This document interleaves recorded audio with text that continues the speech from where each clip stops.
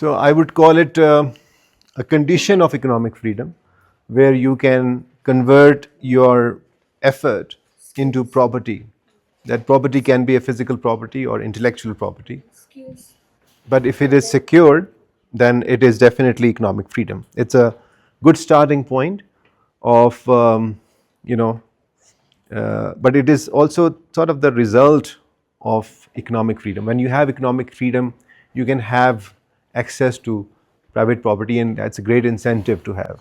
If you are aware or if you are afraid that your hard work, whether it is your income from business or your salary or your thoughts, can be stolen or not properly recorded, then there is always a chance that you will not either work too hard, or maybe you will move into a country where these properties are respected. So property rights, property rights is an important part of the economic freedom. Any other perspective? जी वहाँ से फिर हम आते हैं. What to produce and how much to produce और consumer की जो choices है वो नहीं choose कर सकते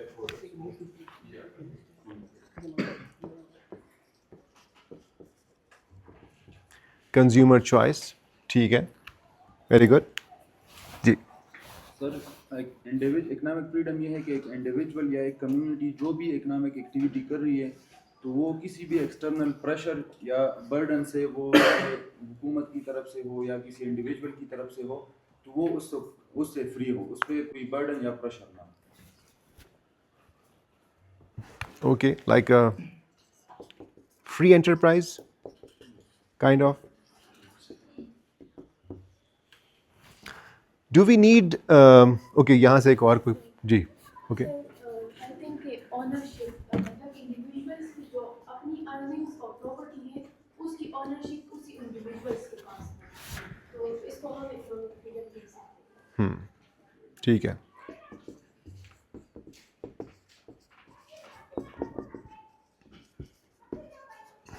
ओके.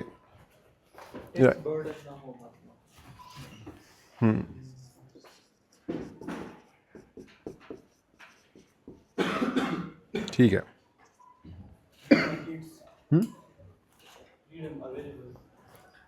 Freedom of what?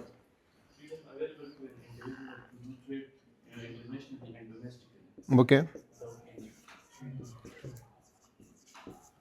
ठीक है. Right to earn and choice of career. ठीक है. चॉइस, ओके, ठीक हो गया. इन्वेस्टमेंट, ओके, ठीक है.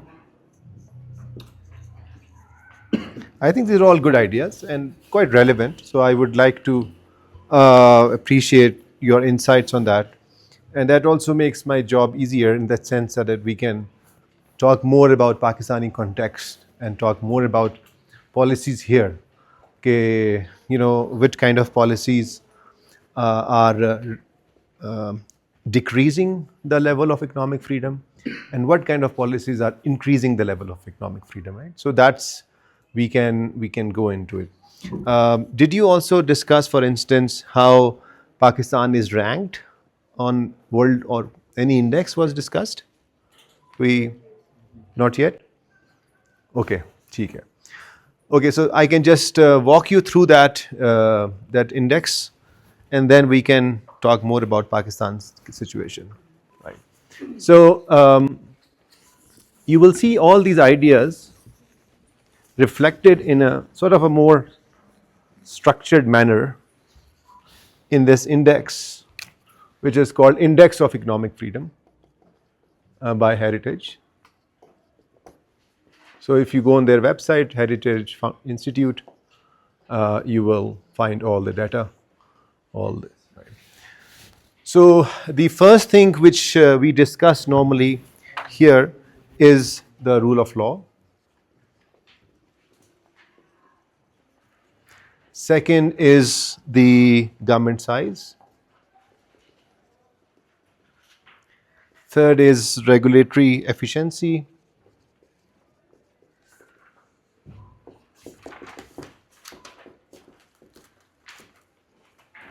and then finally we discuss market openness. Right. So Heritage Institute of the Index of Economic Freedom measure the level of economic freedom in countries in these 4 parameters. But then these 4 parameters are further divided into specific variables or policy instruments to actually, to able to assess where we are in terms of level of, economic freedom. So, for instance, if you unpack all of this, the question is, जिसने आप लोगों ने कहा property rights. So property rights fit in this variable. Okay. Judicial effectiveness, कि आपकी judiciary कितनी काम कर रही है और कितनी ज़्यादा रिलायबल है, वो भी इसके अंदर चला जाएगा. कॉन्ट्रैक्ट इन्फोर्समेंट, कि जब हम कॉन्ट्रैक्ट्स करते हैं तो वो कॉन्ट्रैक्ट्स एनफोर्स होते हैं, और अगर कोई डिस्प्यूट हो जाए तो उस डिस्प्यूट को सेटल करने में कितना टाइम लगता है. अगर वो इजीली हो जाते हैं या नहीं होते हैं, या कोर्ट्स में साल लग जाते हैं. As we know, I am sure you are aware that unfortunately maybe more than half of the cases in our courts still relate with the property rights. So that, and why is that? Because the property title system is still not a proper ownership system in our country. Legally it is a revenue record. हमें जो title मिलता है, registry मिलती है property की, is just a proof के there is a tax revenue against that. Legally it is not, it can be challenged, and people can find claims historically कि जी ये जगह मेरी थी या ये प्रॉपर्टी मेरी थी, and time and again we have seen it happening throughout the country. People find loopholes. I'm sure you have heard similar stories, because fundamentally the institution of property rights in Pakistan is not properly provide or defined. इसी वजह से जब कोई investor आता है तो वो कहता है कि जी मुझे एक ज़मीन चाहिए, लेट्स से मुझे 100 एकड़ ज़मीन चाहिए, कोई इसने कॉर्पोरेट फार्मिंग करनी है, and very soon he realises कि it is very hard to actually identify a clean property without any dispute, without any incumbents, without any controversy. And that becomes like the first hurdle of doing business in the country. And we have seen it, and we are continuing to seeing that. इसी तरह जो contracts हैं वो आपको यहाँ अगर हम contract करते हैं तो जैसे अभी हमारे IPPs हैं, उनके साथ कॉन्ट्रैक्ट्स बाज़ वक्त कंट्रोवर्शियल हो जाते हैं. जो इंडिपेंडेंट पावर प्रोजेक्ट्स हैं, रेकोडिक का आपने सुना होगा कि रेकोडिक का जो कैनेडियन कंपनी थी, they went against Pakistani government, they won the case against Pakistan for violation of the contract, but we had to settle out of court. So these things really challenge the investment climate of any country. And that's why there is lack of investors' confidence in this area. So that's one. But then the other part is the government size. Government size is, okay, how much the government is spending as percentage of GDP, but not just spending. What is the kind of what is the government intervention in doing business? Is government running state-owned enterprise? Is government involved in business, in running businesses and commercial activities? So more the government is involved in running of businesses, less is the economic freedom available for private citizens, for business firms, because if a government is in the business, then it is very difficult to compete with it for a private party. And that's why normally the public-private partnership also gets into trouble, because private party is usually very weak and public institution, public sector are very strong. And there you will see that some of these arrangements do not work. So size of the government means that in terms of the expenditure, government is, so for instance Pakistan के अंदर हमारा जो tax है, tax to GDP ratio है, वो थोड़ा सा बड़ा है पिछले 8-10 सालों के अंदर, लेकिन जो एक्सपेंडिचर है वो टैक्स की कलेक्शन से बहुत ज़्यादा बड़ा है. आई am not going into those minor details, लेकिन हम डिस्कशन भी कर सकते हैं जब हमारे पास टाइम होगा स्पेस क्वेश्चन आंसर्स में. तो हमारा एक्सपेंडिचर ज़्यादा रफ्तार से बढ़ रहा है और हमारा टैक्स कलेक्शन कम रफ्तार से बढ़ रहा है. तो इसका मतलब है कि रिलेटिवली गवर्नमेंट बड़ी हो रही है, अब वो छोटी नहीं हो रही है. और इसके अंदर हर तरह की गवर्नमेंट है, सिविल गवर्नमेंट है, मिलिट्री गवर्नमेंट है, मिलिट्री यानी मिलिट्री एजेंसीज़ हैं, डिफेंस बजट है, स्टेट ओन एंटरप्राइजेज़ हैं, रेगुलेटरी एजेंसीज़ हैं, फेडरल गवर्नमेंट है, प्रोविंशियल गवर्नमेंट्स हैं. पाकिस्तान में रेगुलेटरी एजेंसीज़ की तादाद बढ़ती जा रही है. इस वक्त according to one count Pakistan में जो रेगुलेटरी डिपार्टमेंट्स हैं, अगर आप सब कुछ शामिल कर लें, federal, provincial, they are more than 1000 regulatory agencies exist. And imagine उन सब के अपने अपने एम्प्लॉयज़ हैं, उनके अपने रूल्स एंड रेगुलेशंस हैं. और अगर आप बिज़नेस कर रहे हैं तो आपको मल्टीपल बिजनेसेस को फेस करना, मल्टीपल रेगुलेशंस को फेस करना पड़ता है. It's very hard because you don't know कि आपकी कहाँ से वो आ जाता है, उनके अंदर एक्सपेक्टेशंस क्या हो सकती हैं.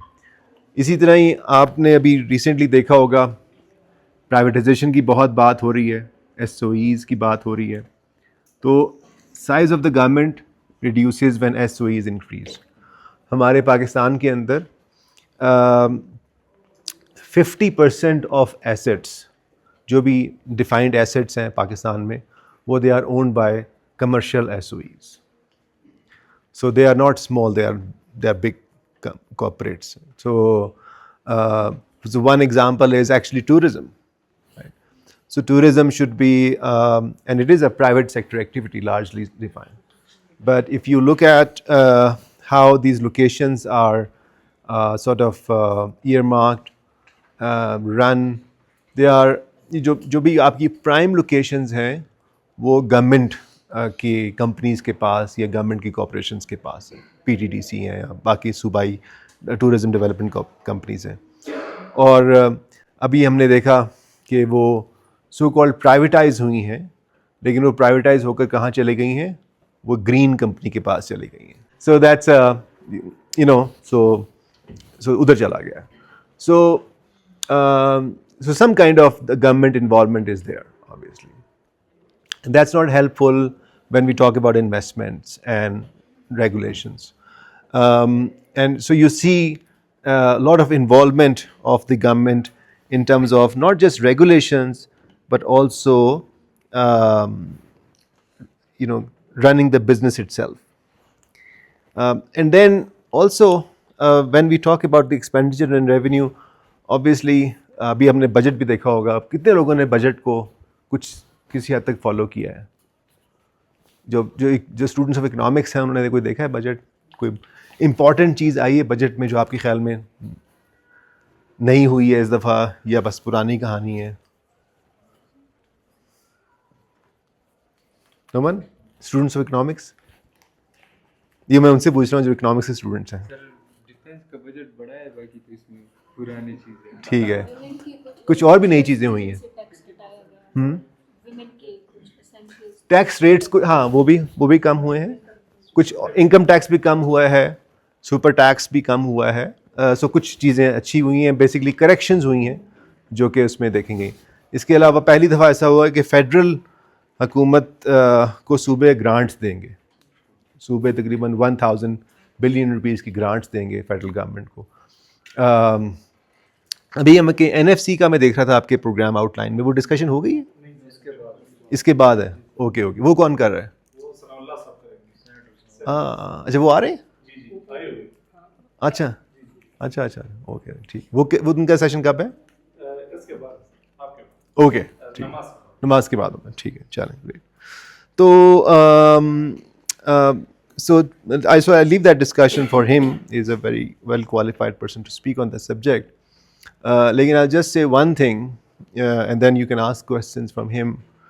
कि NFC अवार्ड तो अपनी जगह पर है, लेकिन प्रैक्टिकली अब रिसोर्सेज का मामला ये हुआ है कि 70% of resources after this budget are for federal government. और जो भी आप टैक्सेस, नॉन टैक्सेस सब मिला लें, रिसोर्स को इकट्ठा कर लें, जितना भी हम रिसोर्सेज जनरेट करते हैं, उसका जो नेट इफेक्ट है वो ये है कि out of every 100 rupee 70 rupees would go to the federal government and 30 for rest of the provinces. Constitution में लिखा हुआ है कि 57% will go to the provinces, 43% will go to the federal government. So instead of 43%, now the federal government will take 70%. So that's a huge shift. Constitution में तो कोई change नहीं हुआ, ना NFC award में change हुआ, लेकिन for different political reasons that shift has occurred. And it was happening in last few years, but this time it is really drastic. So anyways, इसका ताल्लुक इकोनॉमिक फ्रीडम से भी है. इकोनॉमिक फ्रीडम का एक जो इम्पॉर्टेंट जो कंपोनेंट है वो ये है कि आपकी जो लोकल गवर्नमेंट्स हैं, एक प्रिंसिपल ऑफ सब्सिडियरिटी होता है कि जो काम या जो एक्टिविटीज़ लोकल गवर्नमेंट पे हो जाएं या प्रोविंशियल गवर्नमेंट पे हो जाएं वो बेहतर है, उसको ऊपर के गवर्नमेंट में नहीं जाना चाहिए. जितने सिटीजन्स को सर्विसेज जानी हैं वो बेहतर है कि नीचे की गवर्नमेंट्स प्रोवाइड करें, बजाय के उसको ऊपर रखेंगे. जितना आप ऊपर जाएंगे तो उसका ख़र्चा भी ज़्यादा होगा और सिटीजन से ज़्यादा रब्ता भी कम होगा. तो जो डिवोल्यूशन हुई है, लेकिन काफ़ी चीज़ों की डिवोल्यूशन नहीं भी हुई है. So I am not going to that direction, but generally उसका ताल्लुक बड़ा गहरा है कि जितनी आपकी बड़ी सेंट्रल गवर्नमेंट होगी उतनी इकनॉमिक फ्रीडम कम होगी, क्योंकि जो सिटीजन ऑन ग्राउंड हैं, फर्म्स हैं, वो उनका जो रोज़ाना जो वास्ता पड़ता है वो आपकी लोकल गवर्नमेंट के साथ, प्रोविंशियल गवर्नमेंट के साथ ज़्यादा पड़ता है. सो ये है साइज़ ऑफ द गवर्नमेंट का मामला. फिर आपका आ जाती है रेगुलेटरी एफिशिएंसी. रेगुलेटरी एफिशिएंसी के अंदर बहुत सारी चीज़ें, कुछ चीज़ों का मैं मेंशन करूँगा. वो ये है कि कितनी जल्दी आपका बिज़नेस की रजिस्ट्रेशन आसान हो सकती है. अगर आपने बिज़नेस क्लोज़ करना है तो वो कितना आसान है. और जो आपकी फाइलिंग का प्रोसेस है, इसकी कंप्लाइंस है. आपने मुख्तलिफ, अभी मैं बात कर रहा था पाकिस्तान में कितनी रेगुलेटरी एजेंसीज़ बन गई हैं, वो आसान है, मुश्किल है. अभी पिछले साल, इस साल के शुरू में एक एक्ट आया, उसका नाम है आसान कारोबार एक्ट. तो क्या कारोबार की आसानी होगी उस एक्ट आने से? We can talk about that. So there is a lot of claim and some effort, I would say, not just claim, by the government to go towards that direction कि जी कारोबार को आसान बनाए. इसका जो तरीका जो अपनाए हैं वो कि जी सिंगल विंडो हम बता देंगे. And there are a lot of single windows now exist in different interfaces of the government. Some are good, some are useless, but okay. To be fair, Pakistan में अब जो बिज़नेस को रजिस्टर करना relatively आसान है. अगर आप SECP में जाएं या आप प्राइवेट फर्म में बनाने चाहें तो अब काफ़ी चीज़ें स्ट्रीमलाइन बेहतर हो गई. कुछ दिनों के अंदर आप बिज़नेस को इस्टेब्लिश कर सकते हैं. लेकिन जो अगर आपने बिज़नेस को क्लोज़ करना है, क्योंकि ये भी इम्पॉर्टेंट होता है, बिज़नेस फेल होते हैं, अक्सर बिज़नेस फेल होते हैं. Out of every 10 businesses you see in the first year, how many businesses are closed down by the end of the year? Typically 8. 80% of business fail in the first year. So you see many businesses flourish, but you don't see those 80% businesses which are closed down. And this is a typical story of an entrepreneur. So before you see आपकी कितने आपकी families में हैं जो अपने को कारोबार कर रहे हैं, आप शो ऑफ हैंड से बता सकते हैं कि जो कारोबार में हैं उनकी families. Okay, so I think you can relate to it, right. So ups and downs होती हैं, फेलियर्स होते हैं और वो सारी चीज़ें होती हैं. कितने ऐसे लोग हैं जो कि मुस्तकबिल में कारोबार या एंटरप्रेन्योरल लाइफ को अडॉप्ट करना चाहेंगे? Okay, good, risky proposition, but best of luck. Right, so हाँ, जनरली कारोबार करना मुश्किल होता है, लेकिन ये कि पाकिस्तान में और मुश्किल है ऑब्वियसली. हम इसी की बात करें. सो रेगुलेटरी एफिशिएंसी कितनी है, कितनी नहीं है. अगर आपने बिजनेस, अभी जिस तरह है कि पाकिस्तान में लॉ है कि अगर आपने बिजनेस को बंद करना है, चला कर 1 साल आप रजिस्टर कर चुके हैं, आप टैक्स डिपार्टमेंट में रजिस्टर कर चुके हैं, हर जगह पर आपकी कागज़ जा चुके हैं, तो अब लॉ ये कहता है कि आप बिज़नेस बंद कर दें, लेकिन 5 साल तक आप टैक्स हमें जमा कराते रहें. यानी कि बिज़नेस बंद है मगर टैक्स का फाइल बेशक उस पर लिखा हो कि जी बिज़नेस बंद है, उस पर ज़ीरो आ रहा होगा, नील की रिटर्न होगी, लेकिन आपने में जमा ज़रूर कराना है, कुछ ना कुछ कागज़ जमा कराना है.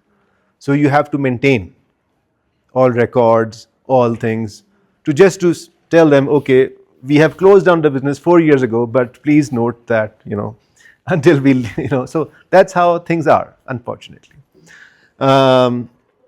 And अभी मैं कल ही एक WhatsApp ग्रुप में मैं एक बड़े एस्टैब्लिश एंटरप्रेन्योर हैं जो गाड़ियों के पार्ट्स इंपोर्ट करते हैं और यहाँ पर ई व्हीकल्स बनाते हैं. तो वो बता रहे थे कि इंपोर्ट करते वक्त हमें डॉलर का एक रेट मिलता है जो महंगा होता है. जब हम एक्सपोर्ट करते हैं और हमें जो प्रोसीड जाती हैं तो फिर डॉलर हमें उसकी कम लगती है. हमें दोनों तरफ से नुकसान होता है. हम बैंकों को भी फ़ीस देते हैं यानी उस ट्रांजैक्शन की, और हम जो है वो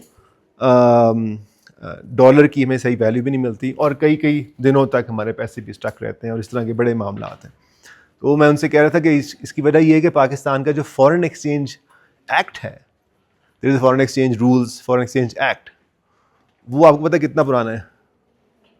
is a foreign exchange act 1947. They still govern.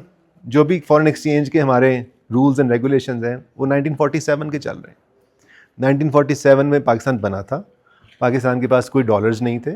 India ने 4 साल तक हमारे डॉलर्स रोक लिए थे, और हम बड़ी मुश्किल हुई थी. हमें प्राइवेट सेक्टर ने सपोर्ट किया था, इंडिविजुअल्स ने पैसे दिए थे, तो बड़ा एक वो था. गवर्नमेंट के पास तो कुछ भी नहीं था. 1951 में जाकर ये मसला रिजॉल्व हुआ था और हमें अपने हिस्से के डॉलर्स मिले थे. तो चलो उस वक़्त हुकूमत ने बना दी है कि भी आपने रिस्ट्रिक्शंस रखनी है, डॉलर्स के फ़्लो को हमने कंट्रोल करना है, क्योंकि डॉलर से पहले ही नहीं है, तो हम अगर इसको आज़ादी कर देंगे तो कैसे. So make sense. लेकिन 1947 और अभी कितने साल हो गए हैं. सो कहीं ना कहीं हमने टिंकरिंग कर लेते हैं कि भी अच्छा इसको, इस फॉर्म को आसान कर दो, इसको इंटरनेट से कर दो कनेक्ट, इसका ज़रा प्रोसेसिंग फास्ट कर दो, लेकिन जो बैकग्राउंड आर्किटेक्ट है वो वही चल रहा है. जिस तरह अभी आपने भी सुलेमान जो काम किया दूसरा प्रॉपर्टी राइट्स के ऊपर, वो तो 19th सेंचुरी के किस साल के वो रूल्स हैं वो जो 1886. सो बहुत से ऐसे आपको जो रूल्स हैं, इवन जो बिजनेस रजिस्ट्रेशन, वो अनफॉर्चुनेटली उसी आर्किटेक्ट से मिलेंगे. और अभी मैं आई वाज टॉकिंग टू जो एक कंसल्टेंट हैं स्कॉट जेकब्स, पाकिस्तान गवर्नमेंट ने इनको एंगेज किया हुआ है इस तरह की मामलात को ज़रा रिफॉर्म करने के लिए, वो सजेशंस डेवलप करने. तो he was shock to learn all this. और ये कहते जी आपने कॉलोनियल एरा के रूल्स को अभी तक मेंटेन रखा हुआ है. दिस इज़ शॉकिंग कि मतलब it is a free country, आप क्यों नहीं कर सकते हैं ये सारे काम. लॉट ऑफ, हम इसके ऊपर बात करेंगे कि अच्छा ये ब्यूरोक्रेटिक रेजिस्टेंस है, पॉलिटिकल मसला है, या क्या मसला है. बहरहाल सो ये सारा मामला रेगुलेटरी एफिशिएंसी में आता है, जो इम्पोर्टेंट एक पिलर बनता है आपकी इकॉनमी का. एंड जो चौथा और आखिरी इसका जो पिलर है, पैरामीटर है, वो है मार्केट ओपननेस. आप लोगों ने फ्री ट्रेड की और फ्री मार्केट्स की बात की, वो इसके अंदर आता है. और इसमें क्या होता है कि आपका एक मुख्तलिफ़ चीज़ें हैं इसके अंदर. एक आपके जैसे हैं प्राइस कंट्रोल्स हैं, फिर आपकी मॉनेटरी फ्रीडम है,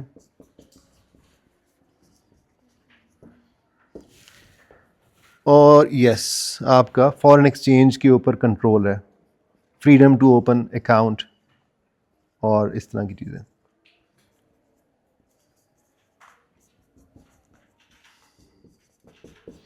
अभी भी ये फ्रीडम हमारे पास मौजूद नहीं है। अगर अब आपके पास डॉलर्स हैं, आपको डॉलर इनकम हो रही है, तो आपको डॉलर्स नहीं मिल सकते हैं, आपको रुपीज़ ही मिलेंगे। ठीक है, बैंक में जाएंगे, वो कहेगा जी डॉलर आए थे आपके, लेकिन ये रेट है, रेट भी वो नहीं मिलेगा और रेट भी बैंक का होगा, और आपको वो भी नहीं मिलेगा, आपको रुपी कन्वर्ट करके ही मिलेंगे। So you are not entitled to 80% of the dollars which you have earned. जो आपके एक्सपोर्टर्स हैं, जो आपके जो भी इंटरनेशनल कारोबार में, वो यही कहते हैं। सो ये सारी रिस्ट्रिक्शंस अनफॉर्चुनेटली अभी भी मौजूद हैं। प्राइस कंट्रोल, प्राइस कंट्रोल्स हमारे अभी भी मार्केट्स में मौजूद हैं। यानी जिस तरह सब्ज़ी मंडी है, जिस तरह ये मार्केट की कमेटीज़ बनी हुई हैं, वो हर जगह पर एक डिप्टी कमिश्नर कंट्रोल कमेटी होती है, जिसमें कि जो ज़ाहिर है उसमें मार्केट के पार्टिसिपेंट्स भी होते हैं, लेकिन अल्टीमेटली नोटिफिकेशन जारी होता है। वो नोटिफिकेशन आपने देखा होगा जी, एसी छापे मार रहा है या मार रही हैं कि जी टमाटर आपने इतने का क्यों बेचा है और आलू की इतने का क्यों बेचा है। This is common. तो ये कहाँ से आ रहा है? ये उसी मार्केट के रूल से आ रहा है, मार्केट कमेटी के रूल से आ रहा है। वो प्राइस कंट्रोल का एक 1977 का एक एक्ट है, और इससे भी पुराने एक्ट्स हैं जो कि जारी हैं, जो कि नाफिजुल अमल हैं, जिसकी वजह से आपको मार्केट में प्राइस कंट्रोल्स, हर जगह पर आपको प्राइस कंट्रोल्स मिलते हैं। प्राइस कंट्रोल से क्या होता है कि in the name of the welfare जो है, वो आप प्राइस को रोक देते हैं, प्राइस को कि जी कंज्यूमर को सस्ती चीज़ मिलनी चाहिए, लेकिन सूनर और लेटर उसके अंदर आपको इन्वेस्टमेंट उसमें ख़त्म हो जाती है, कस्टमर चॉइस ख़त्म हो, कंज्यूमर चॉइस ख़त्म हो जाती है, मज़ीद जो इन्वेंट्री आनी है वो बंद हो जाती है। तो सूनर और लेटर मार्केट्स में क्या होता है कि चीज़ें ख़त्म हो जाती हैं या ब्लैक मार्केट से मर्ज होती हैं। जब ब्लैक मार्केट्स आती हैं तो क्या होती हैं, चीज़ें शॉर्ट होती हैं और फिर अल्टीमेटली चीज़ें बहुत महंगी हो जाती हैं। सो नुकसान किसका होता है? वो कंज्यूमर का होता है। बट प्रेजेंट प्राइस कंट्रोल हमेशा आते हैं कंज्यूमर के नाम के, जो हम आपके वेलफेयर की खातिर हम ये पॉलिसी को रख रहे हैं कि प्राइस कंट्रोल करेंगे। सो जितने ज़्यादा प्राइस कंट्रोल्स होंगे उतने ज़्यादा इकनॉमिक फ्रीडम कम होगा। ये एक असूल है इसके अंदर, और ज़ाहिर उसके मुताबिक फिर आपकी रैंकिंग भी कम होगी, वही आपकी जो इंडेक्स में आपकी परफॉर्मेंस भी कम होती जाएगी। सो ये सबसे कंट्रोवर्शियल यही चीज़ है। So I am glad that you picked up this topic. तो जो मार्केट में देखें, अगर मार्केट्स ओपन है, इसकी जो असूल है वो ये कि अगर मार्केट्स ओपन है और उसमें कोई एंट्री बैरियर नहीं है, तो जब भी आप प्रॉफिट्स ज़्यादा एक्सेसिव कमाएंगे तो दूसरे कंपैटिटर्स को मौका मिलेगा कि भी अच्छा इसमें ज़्यादा मार्जिन्स आ गए और अब हम इसमें दाखिल हो जाते हैं इस मार्केट में, और जैसे ही मार्केट में सप्लाई आएगी, नई सप्लाई आएगी, तो वो उसकी प्राइसेस कम हो जाती हैं। For the time being the prices में राइज, बट अल्टीमेटली और वो प्राइस नीचे आती हैं। और अगर हर एक को पता हो कि जी ये मार्केट हमारी वो है एक तरह से ओपन है, तो वो मार्केट के शेयर को बचाने के लिए, अपने इंटरेस्ट के लिए, जो दुकानदार है या प्रोड्यूसर है, वो प्राइसेस को इंक्रीज़ नहीं करेगा। वो मार्केट के हिसाब से ही प्राइस सेट होती है। एक कंपेटिटिव मार्केट में हमेशा मार्केट के हिसाब से प्राइस सेट होती है। तो that's you know the basic principle. और इसकी बड़ी इंटरेस्टिंग, आपको मैं एक छोटी सी मिसाल सुनाता हूँ कि पाकिस्तान में हम कैसे वो करते हैं। 2011 या 12 की बात है। चीफ़ मिनिस्टर थे उस वक़्त शहबाज शरीफ, पाकिस्तान पंजाब के। तो उन्होंने कहा कि जी हम एक सस्ती रोटी का एक आइडिया उन्होंने दिया, और आप में से कुछ लोगों को याद होगा कि रोटी की कीमत उन्होंने डिटरमिन की थी, जो कि 2 रुपये की रोटी थी, क्योंकि वो हर चीज़ को फिर एडवर्टाइज़ भी बहुत करते हैं ये जो सारी लोग हैं पॉलिटिकल ये सो वो हर एक को पता होता है जिस रोटी। और मुझे याद है कि हमने 2 रुपये की तो रोटी होगी, क्योंकि तंदूरों को कह दिया गया कि जी आपने 2 रुपये से ज़्यादा रोटी नहीं बेचनी। तो अब लाजमी बात है, पहला सवाल ही पैदा हुआ कि जी वो जो गंदम है या आटा है, पहले हमें आटा चाहिए उस हिसाब से, तो फिर वो फ्लावर मिल्स ने कहा कि जी आप हमें सस्ता आटा दें या सब्सिडी दें उसके अंदर, ताकि हम तंदूरों को आटा उस हिसाब से दें ताकि वो उसमें दें। तो उनसे मामला करना पड़ा कि जी ठीक है आपने करना है। फिर किसानों से बात की कि जी आप गंदम की ये हम सपोर्ट प्राइस रखेंगे, क्योंकि वो मार्केट्स कंट्रोल्ड प्राइसेस हैं सारी। तो वो एक पूरा उसके अंदर एक चेन आ गई। और फिर ये मामला तय हुआ कि ट्रांसपोर्टर्स ने भी कहा कि जी हमारे लिए भी बहुत मुश्किल है कि हम ये कैसे उसको मैनेज करें। फिर वो गवर्नमेंट ने TCS को इंगेज किया। इस तरह करके गवर्नमेंट खर्चा अपने बढ़ाती गई मुख्तलिफ उसको रखने के लिए कि जी हमने रोटी 2 रुपये की बेचनी है, उसका खर्चा जो मर्ज़ी करेंगे हम, लेकिन एंड में हमने 2 रुपये। और मुझे याद है कि शहबाज शरीफ ने कहा था कि रोटी हमेशा 2 रुपये की मिलेगी और ये वो।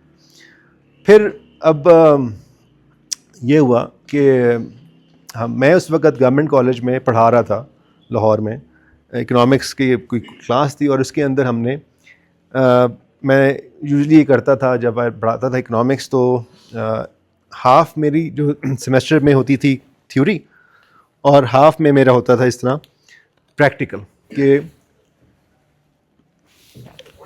आप जो हैं वो बाहर चले जाएं, मार्केट चले जाएं और कोई भी इकोनॉमिक्स का प्रिंसिपल है वो अप्लाई करें। तो स्टूडेंट्स ऑफ इकोनॉमिक्स जानते हैं कि एक आइडिया होता है इकोनॉमिक सरप्लस का, विच इज़ लाइक कि जी आपने प्रोड्यूसर का सरप्लस क्या होता है, कंज्यूमर का सरप्लस क्या होता है, कोई बता सकता है? सर कंज्यूमर सरप्लस में ये होता है कि मतलब वो जितने जिस चीज़ की प्राइस का आइडिया अपने जहन में रख के मार्केट में जाता है और उसमें वो चीज़ प्राइस से कम है उसको, सही है, तो उसके बाद जो बिल्कुल सही है। वो जो वैल्यू है वो सरप्लस है कि मार्केट में चीज़ मिल रही है लेकिन आपके जहन में उसकी वैल्यू ज़्यादा है, तो वो सरप्लस है। अल्टीमेटली एफिशिएंसी से सरप्लस इंक्रीज़ होता है। सो वो प्रोड्यूसर का सरप्लस अपना होता है कि वो प्रोड्यूसर ने कॉस्ट पे प्रोड्यूस करनी है, कंज्यूमर ने पेमेंट करनी है और उसने वैल्यू ड्राइव करनी है। ये पूरी इकोनॉमिक्स जो है ना वो यही है, एक्सचेंज है बस। पूरी अगर आपने एक वर्ड में समझना है पूरी इकोनॉमिक्स को तो वो एक्सचेंज है, और एक्सचेंज को ही हमने मुख्तलिफ पॉलिसी से, रूल से चलाना है उसको एफिशिएंटली हर एक उसके लिए। तो कमिंग बैक टू द रोटी, वो हमने एक सर्वे किया और पता ये चला कि लोगों ने अपने घर में रोटी बनाना बंद कर दी क्योंकि वो महंगी पड़ रही थी, बाहर से आटा लाकर घर में बनाना, और बाहर की रोटी सस्ती पड़ रही थी। लेकिन कुछ ही अरसे में ये हुआ कि कुछ तंदूरों ने अपना दुकानें बंद करनी शुरू कर दी क्योंकि they could not match the costs and उसके अंदर। अब फिर एक और क्राइसिस बन गया। सो लाहौर के अंदर हम ये सर्वे कर रहे थे। फिर हुकूमत ने ये कहा कि जी ये तो मसला हो गया, ये तंदूर लोगों ने बंद करने शुरू कर दिए, तो हम ऐसा करते हैं कि अपने तंदूर बनाते हैं। सो मजाक नहीं कर रहा, गवर्नमेंट पंजाब ने कहा कि जी हम तंदूर बनाएंगे। सो एक मैकेनिकल प्लांट्स इंपोर्ट किए गए या बनवाए गए और मैकेनिकल तंदूर बनाए गए। फिर ठीक है, ये 1970s में होता था, मतलब it was used to be like that. रोटी, और वो उस वक्त कोटा सिस्टम था, राशन कार्ड्स बनते थे। उसकी 1970s में हम सोशलिस्ट दौर में, हमारा सोशलिस्ट दौर था, उसमें राशन कार्ड्स कहते हैं घर में कितनी चीनी है, कितने अफराद हैं कि जी इतनी चीनी इस्तेमाल करनी है, इतना आटा इस्तेमाल करना है। So it was like that for few years. So we went back many years ago in 2012 कि जी वो Roti corp, there was a company which was called Roti corporation of Pakistan. Can you beat that? RCP, Roti Corporation. Like now you will not believe, but we were like that. So वो शहबाज शरीफ साहब को वो idea याद आ गया, उन्होंने कहा जी हम भी बनाते हैं रोटी कॉर्पोरेशन। उन्होंने तंदूर लगा दिया जगह जगह, मतलब कुछ शहरों में लगे। वो तंदूर आज भी कुछ शहरों में काम कर रहे हैं बाय द वे। अच्छा, लेकिन ये कि अब जाहिर है वो मार्केट्स रिस्पॉन्ड नहीं कर रहे। मार्केट्स को प्राइस कंट्रोल जो है ना वो थोड़े से चलते हैं हमेशा, और जब वो प्राइस कंट्रोल लिफ्ट होते हैं ना, क्योंकि मार्केट्स हमेशा उसको फेल कर देती हैं। हिस्टोरिकली हर जगह पर मार्केट प्राइस कंट्रोल फेल हुए हैं, तो एकदम प्राइसेस ऊपर चली जाती हैं, और वो बड़ा क्राइस। क्योंकि फिर अगर आपकी प्राइसेस 100 रुपये हैं और एकदम आपको पता चलेगा जी 400 रुपये हो गया है, so that really hurts your pocket. लेकिन आप अगर स्लाइट एडजस्टमेंट करते हैं एक्सपेक्टेशंस प्राइसेस के अंदर, तो फिर आप मैनेज कर लेते हैं। बहरहाल वो हुकूमत ने कहा कि जी ये तो लोग बहुत ख़राब हैं, लोग बहुत चोर हैं, तो हम ऐसा करते हैं कि हम एक एक्ट बनाते हैं। तो उन्होंने कहा जी हम एक सस्ती रोटी एक्ट बनाएंगे। It looks like a story, right? But this is all real.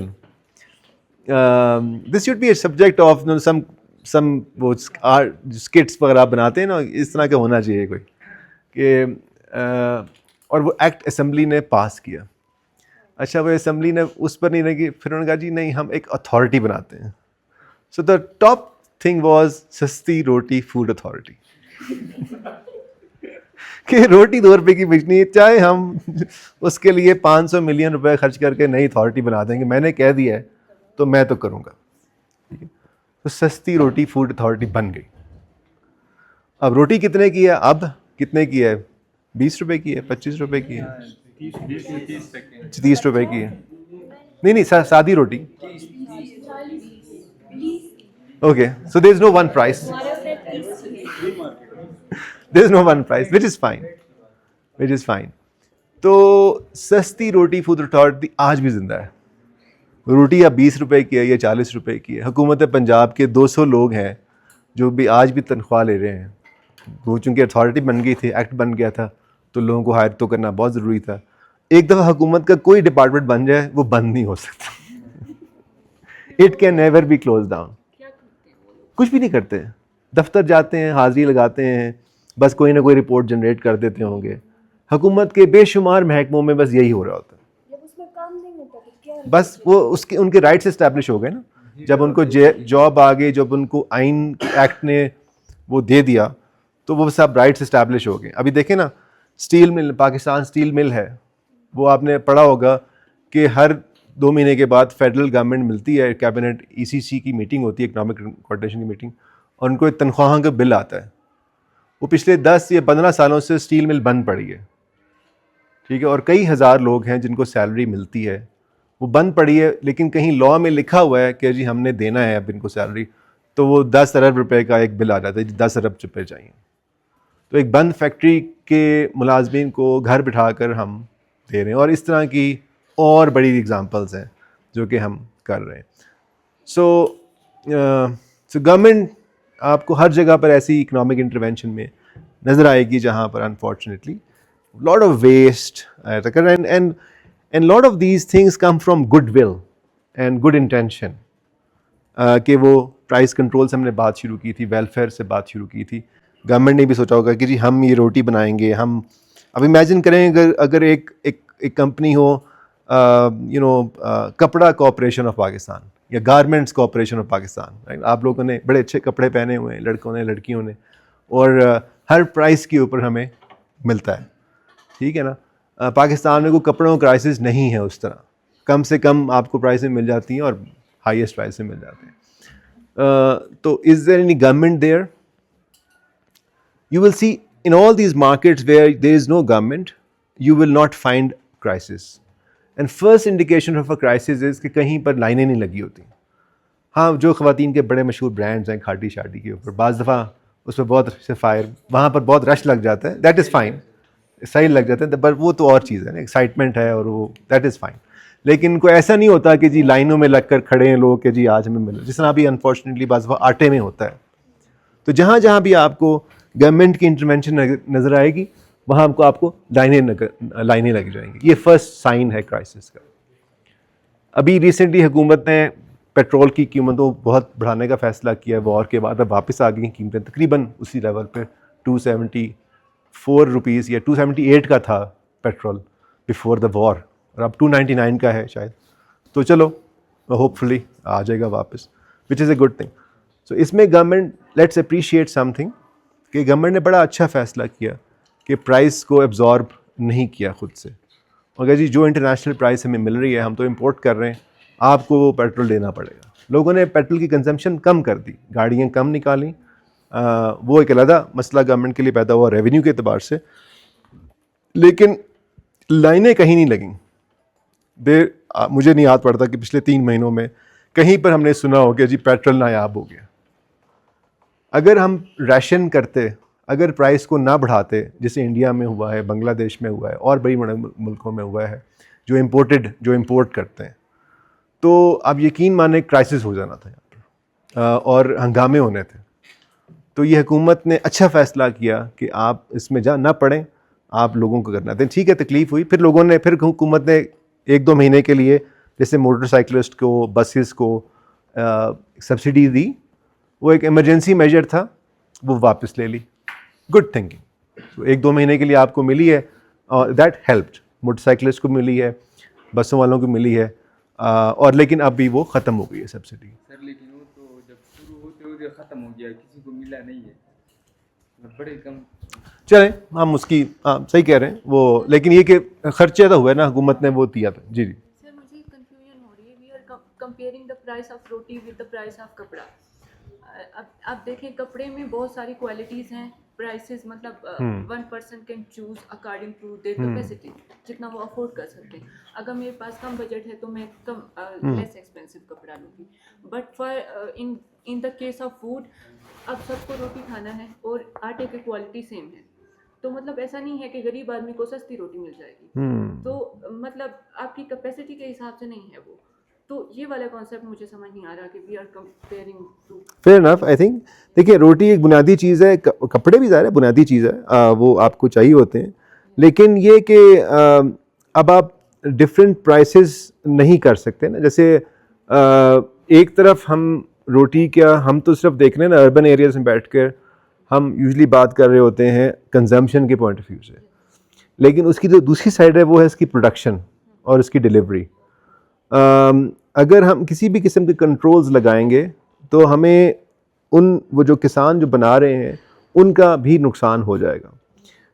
सो हम ये कहते हैं भी उनका नुकसान भी ना हो और जो कंज्यूमर्स हैं उनका भी ना हो, तो आपको इसके लिए बेहतर हल यही है कि आप इसको फ्री मार्केट में रखें, ताकि जैसे बाज़ दफ़ा होता है कि जी पंजाब के वो खैबर पख्तूनख्वा कहता है कि जी पंजाब से गंदम नहीं आ रही, तो दैट इज़ रॉन्ग। सो जब आप सप्लाई शॉर्टेजेस करते हैं तो उसकी वजह से फिर ज़्यादा क्राइसिस पैदा होते हैं। So these are the basic needs, और उसको आप कंट्रोल प्राइस पर नहीं प्रोवाइड कर सकते। You can maintain supply of it. और दूसरा तरीका ये होता है कि जी हुकूमत जैसे इनकम सपोर्ट प्रोग्राम से कैश ट्रांसफ़र कर देती है, या तकरीबन ऐसे 1 करोड़ की करीब फैमिलीज है जिनको हुकूमत एक ख़ास एक देती है, ऑनरेरियम या स्टाइपेंड देती है। So there government can help, but government should not help by intervening in the prices, because once it intervenes in the prices, then it will send a signal down to the producers and the distributors के जी we don't know कि हमारे उसमें हमें अपना एक मेहनत का reward मिलेगा या नहीं मिलेगा। सर जहाँ हुकूमत सस्ती रोटी फूड अथॉरिटी बना के लोगों को फ्री में सैलरीज बांट सकती है, तो वहीं पे वो किसानों को लाइक जो उनके एसेंशियल्स होते हैं, बेसिकली फर्टिलाइजर्स या पेस्टिसाइड्स वगैरह उनको रिक्वायर्ड होते बिल्कुल हैं, बिल्कुल, उनको वो क्यों नहीं सब्सिडाइज करके प्रोवाइड कर सकती? that's a very good point, and that is what many governments in the world actually do. They should do it, so I'm not against that. हम क्या करते हैं, हम उल्टा फर्टिलाइज़र कंपनीज़ को, जो बड़ी कंपनीज़ हैं, हम उनको सब्सिडाइज़ कर रहे होते हैं। तो उसके बजाय बेहतर है कि हम किसानों को सब्सिडाइज़ करें। लेकिन फर्टिलाइज़र के केस में एक स्पेसिफिक चीज़ मैं आपको बताया था कि फ़र्टिलाइज़र पाकिस्तान में इंटरनेशनल मार्केट से बहुत सस्ता है इस वक्त भी। ठीक है, किसान कहते हैं कि हमें ज़्यादा चीज़ें महंगी हो रही हैं, लेकिन इंटरनेशनल मार्केट में फ़र्टिलाइज़र की एक बैग की कीमत 15,000 रुपये है और हमारा एक बैग 5,000 रुपये का है यूरिया फर्टिलाइज़र। नो सर, 5,000 का तो नहीं है, 10,000 डैप वो महंगा है, यूरिया 5 से 6,000 का। लेकिन ये आप सही कह रहे हैं, क्योंकि बाज़ दफ़ा डिस्ट्रीब्यूशन मार्केट्स के अंदर फ़र्क हो सकता है कुछ रीजन्स की, लेकिन जो नोटिफाइड प्राइस है उसकी, सब ये भी तो है कि उनको अगर सस्ता महंगा मिल रहा है तो उनकी जो प्रोडक्ट फार्मर्स को सब्सिडी, हाँ ठीक है, वो फार्मर सब्सिडी वाला पॉइंट आपका बिल्कुल सही है कि that can be subsidize, that's a better solution than fixing the end product price. आप उसको इनपुट लेवल पे दे सकते हैं। अगर हमारा फर्टिलाइज़र सस्ता है तो हमारी कॉस्ट ऑफ प्रोडक्शन जो है वो क्यों ज़्यादा है? फॉर एग्जांपल मैं एक एग्जांपल देता हूँ, गंदम है हमारे पास बहुत महंगी पैदा हो रही है एज़ कम्पेयर टू यूक्रेन और रशिया, जहाँ से हम इम्पोर्ट भी कर लेते हैं। एक बोरी जो 100 kg की होती है, ठीक, वो 4400 की हमें मिल जाती है इम्पोर्ट में। बिल्कुल। ठीक। और हमारा, मैं खुद किसान हूँ, ठीक। और हमारा खुद खर्चा 6000 से ज़्यादा हो जाता है। तो फिर हमारी कॉस्ट क्यों ज़्यादा है अगर फर्टिलाइज़र यहाँ सस्ता है? फर्टिलाइज़र जो है ना, पूरी कॉस्ट का एक पार्ट है ना, इट इज़ नॉट द, उसके अंदर आपकी कल्टीवेशन की कॉस्ट है, उसके अंदर आपका पानी की कॉस्ट है, इलेक्ट्रिसिटी की कॉस्ट है, फार्मर की कॉस्ट है, हमारे वो पास लेबर भी चीप है हाँ और ऑयल प्राइसेस भी एज कम्पेयर टू इंटरनेशनल हम हाँ सही वो हम यू इसकी एक और वजह है एग्रीकल्चर कमोडिटीज़ में। अच्छा आपने पॉइंट रेस किया है, एग्रीकल्चर कमोडिटीज़ में एक महंगाई की जो हाई प्राइसेस की वजह सपोर्ट प्राइसेस भी होती हैं कि हुकूमत अपने पॉलिटिकल उसके लिए हायर सपोर्ट प्राइसेस रखती है। वीट में और शुगर केन में इसकी एक क्लियर एग्जांपल्स है कि ओवर द ईयर्स, अब तो खैर कम हो गया, अब नहीं हुकूमत कर रही, आप किसानों के लिए एक सपोर्ट प्राइस अनाउंस करते हैं और बाज़ दफ़ा वो इंटरनेशनल मार्केट से भी ज़्यादा होती है। सो इसलिए हम वो फ्री ट्रेड की बात करते हैं कि अगर फ्री ट्रेड होगी, उनको पता होगा कि जी अच्छा इंटरनेशनल मार्केट से भी आ सकती है, तो लोकल प्रोडक्शन भी इसकी जो कॉस्ट है वो कम होगी। और फिर ऐसा भी होगा बाय द वे कि बहुत से लोग वो छोड़ भी देंगे काम। मतलब अगर आपको पता है कि आप शुगर इंपोर्ट कर सकते हैं, तो ऐसे फार्म्स जो कि इनएफिशिएंटली शुगर कैन प्रोड्यूस कर रहे हैं और जो कॉस्ट किसी भी वजह से नहीं मीट कर रहे प्राइसेस को, तो they will leave the market.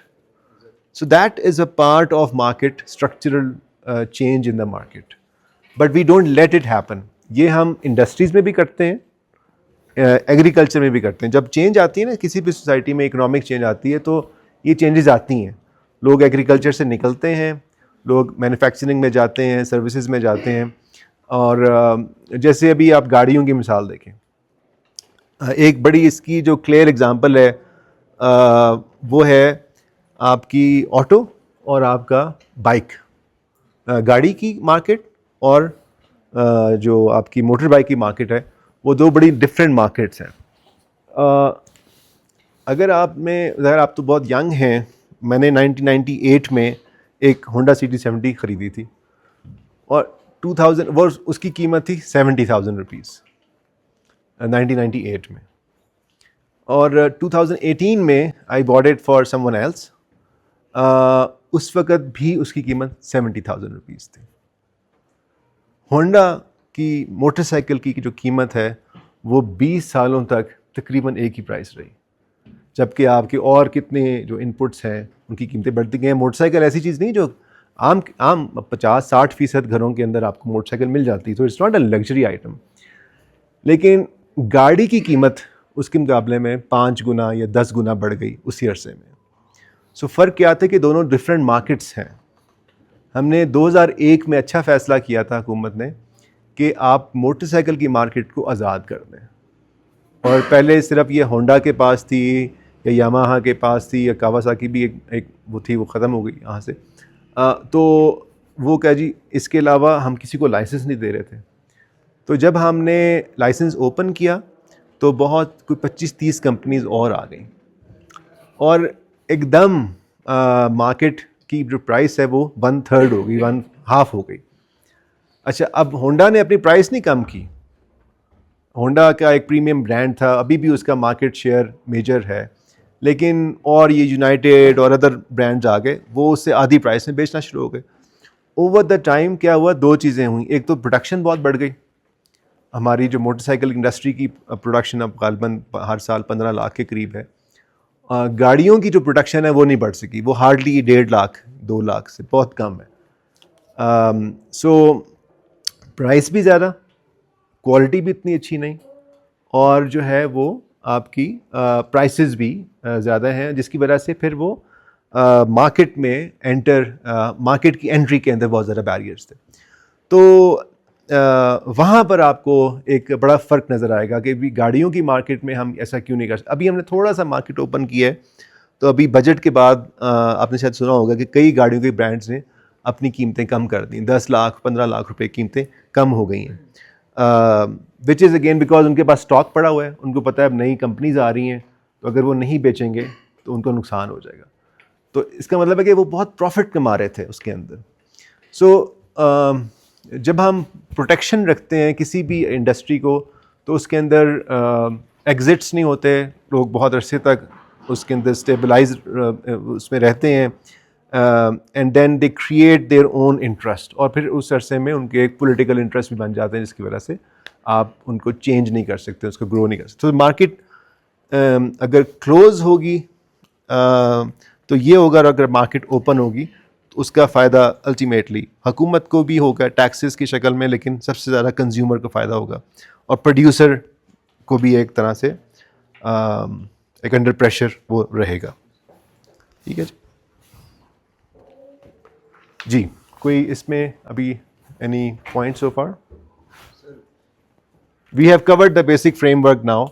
These 4 points: rule of law, government size, regulatory efficiency, and market openness. और इनके अंदर कोई 10-12 ये variables हैं.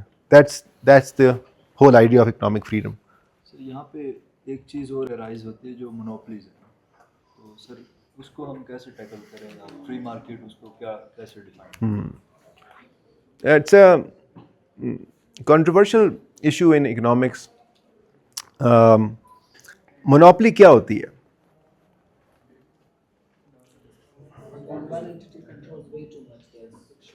हाँ, आइडियली मोनोपली पे तो ये होता है ना कि एक फर्म 100% मार्केट शेयर रख रही है, दैट इज मोनोपली।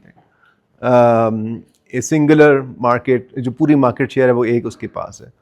और अब लेकिन अब थोड़ा सा उसको हम पीछे जाते हैं और ये देखना पड़ता है कि वो मार्केट किस चीज़ की है। मार्केट्स प्रोडक्ट्स एंड सर्विसेज की होगी। वो प्रोडक्ट्स एंड सर्विसेज कौन बना रहा है? वो प्राइवेट सेक्टर बना रहा है। तो फ़र्ज़ करें एक मार्केट है जिसके अंदर जो है ये कैमरा यहाँ लगा हुआ है फ़ोन का, ये मौजूद नहीं है, और किसी सप्लायर ने, किसी फर्म ने वो एक नया अभी नई चीज़ आई है, लेट्स इमेजिन, अब तो नहीं है लेकिन, so that firm will actually be 100% owner of that market because उससे पहले वो प्रोडक्ट मौजूद नहीं था, सो वो फर्म की मोनोपली होगी, राइट। बट वो मोनोपली कैसे आ रही है? वो मोनोपली आ रही है इनोवेशन से आ रही है, वो मोनोपली प्रॉब्लम सॉल्विंग से आ रही है, और वो एक ज़ाहिर है अगर वो बिक रहा है तो उसका मतलब ये है कि उसकी डिमांड, मौजूदा डिमांड का मतलब ये है कि आपके पास बाइंग पावर भी है, यानी नीड भी है, उसकी ज़रूरत भी है सोसाइटी में किसी ना किसी फॉर्म में, और उसके पूरा करने के लिए पैसे भी हैं। That is what economist call demand. Effective demand यही होती है। अगर पैसे नहीं हैं तो फिर वो डिमांड कॉन्स्टिट्यूट नहीं होती, तो वो मोनोपली है। अगर गवर्नमेंट उसको लाइसेंस दे दे किसी भी ऐसे प्रोडक्ट कंपनी को कि जी आपके पास ये रहेगा अगले 50 साल तक कोई चीज़, so that becomes more problematic, because अब आपको गवर्नमेंट की तरफ से एक प्रोटेक्शन मिल गई है उसके लिए। बाज़ सूरतों में गवर्नमेंट इसको लिमिटेड टाइम पीरियड के लिए अलाउ करती है कि जी आप मोनोपली रखें, लेकिन फिर उसको उसमें फोर्स ये होता है कि आपने उसका पेटेंट है या उसका प्रोडक्ट है वो अपने ओपन कर देना है, वो शेयर कर देना है। जैसे मेडिसिन्स के अंदर होता है, नई मार्केट्स बनती हैं तो उनको एक लिमिटेड टाइम पीरियड के लिए वो मिलता है। So monopolies are not necessarily bad, it depends कि मोनोपली का सोर्स क्या है।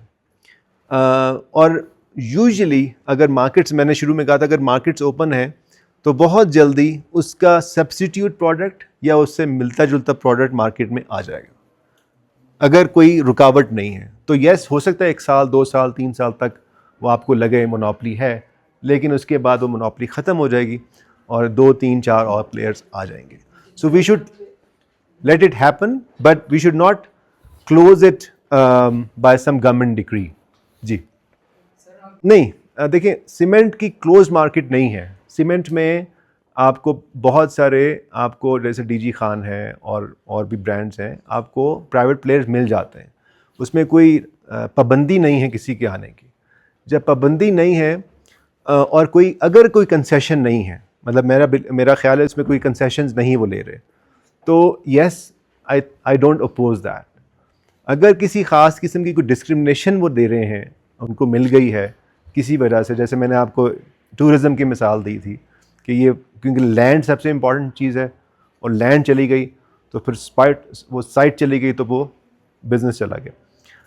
तो सीमेंट एक प्रोडक्शन है जिसमें, और दूसरी चीज़ ये है कि सीमेंट की हम इंपोर्ट और एक्सपोर्ट दोनों कर सकते हैं, उसके ऊपर पाबंदी नहीं है। हमने एक ज़माने में हम इंपोर्ट भी करते थे ईरान से और इस तरह, अब नहीं। लेकिन ये कि यानी उसके ऊपर हम सो एक ट्रेड भी ओपन है और मैन्युफैक्चरिंग के लाइसेंसेस भी ओपन हैं। तो अगर वो मौजूद भी हैं तो मैं उसको नहीं करता। लेकिन अगर फ़र्ज़ करें अभी जिस तरह आया अखबार में खबर आई कि गवर्नमेंट ने फ़ैसला किया कि FWO को ये मोटरवेज़ को मेंटेन करने का लाइसेंस हम दे देंगे नेक्स्ट, यानी कि रिन्यू कर देंगे, निगोशिएटेड करेंगे, लेकिन ओपन नहीं करेंगे, कंपटीशन नहीं करवाएंगे। अभी खबर आ गई अखबार में।